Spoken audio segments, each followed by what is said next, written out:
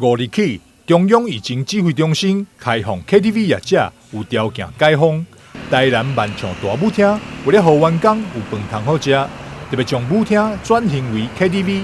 伫复业第一天，台南市长郭姓良、甲议员罗坤福、柯志春、陈宜丁、詹信凯、吴宇环等人，拢共同出席甲变一级复业仪式。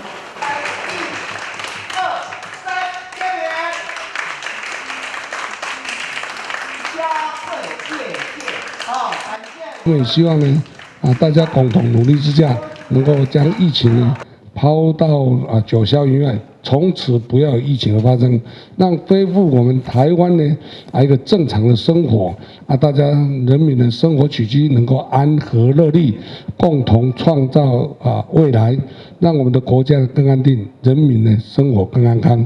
所以我们在此呢再次的预祝的疫情呢能够抛诸九霄云外。所有的生活呢回归正常。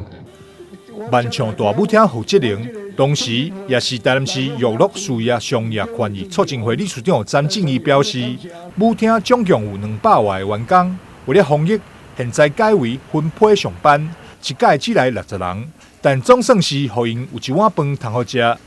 这员工呢，我这同事呢，有一碗饭通食就好。那我定下所讲的，食好食歹拢无要紧，主要有一个工。有这个工课，到头我生意有恢复未？无安尼吼，就是讲大家安尼足有出，非常有出。娱乐事业促进会理事长詹正义，另外也替8大行业发声。伊表示，台南市已经3个月加零，希望在一切遵照防疫规定之下，政府会当同意予其他的舞厅以及酒店复业。我若我希望讲会当紧互这个迄个舞厅界、酒店界。会当讲在这个伊遵守这疫情的这个咱的这个防疫措施咧，来大家遵守，紧复业安尼。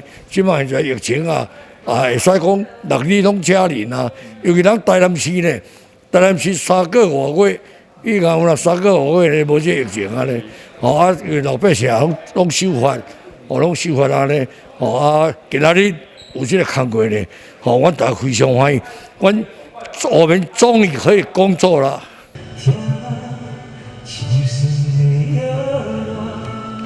有消费者伫复业第一天，就特别来预订包厢欢唱。伫隔了5个月无来 KTV 唱歌，拢表示讲非常的欢喜。很开心终于可以出来嗨一下了。但会不会担心那个防疫的问题？还是会但是我们会做好安全距离。已经很久没有出来唱歌了嘛？对啊，感觉怎么样？感觉很轻松很轻松。对要疏解一下压力很开心，很放松，很放松。因为压力总是要宣泄一下。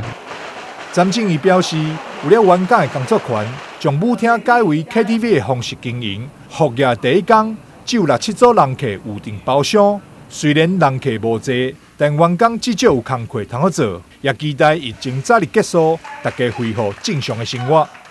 台南新闻张秀维采访报道。